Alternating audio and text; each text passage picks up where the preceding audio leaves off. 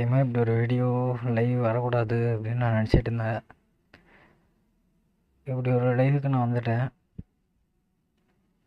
என்னமோ என்ன பேசுகிறேன்னு எனக்கு புரியல. இது என்னோடய சேனலோட ஒரு கடைசி ஒரு லாஸ்ட் மூமெண்ட் அப்படின்னு கூட சொல்லலாம். சப்போஸ் என் சேனல் ஆக்சஸ் உள்ளவன் இந்த ஸ்ட்ரீமர் கீயை ரீசெட் பண்ணிட்டா எத்தனையோ பேருக்கு சேனல் ஹேக் ஆனால் நான் உதவி பண்ணியிருக்கேன். எனக்கு உதவி பண்ண யாரும் இல்லை.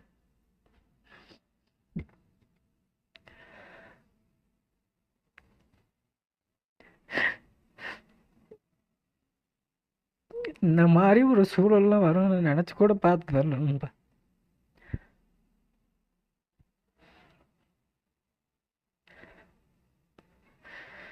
கொலாபரேஷன் ஒரு ப்ரொமோஷன் நம்பி ஓனர் ரோல் பார்த்தீங்கன்னா என்ன மிஸ்யூஸ் பண்ணி ஏமாற்றி வாங்கி இந்த சேனலே என்கிட்ட இருந்து பறிச்சிட்டாங்க.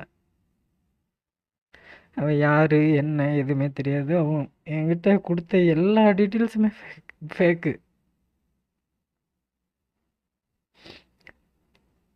இந்த ஒரு நிலமையில் நான் நானே ஒருத்தனுக்கு சேனல் எடுத்துகிட்டு போ அப்படின்னு சொல்லி கொடுப்பேன் அப்படிங்கிற ஒரு நிலமை எனக்கு வரும்னு நினச்சி கூட பார்க்கல.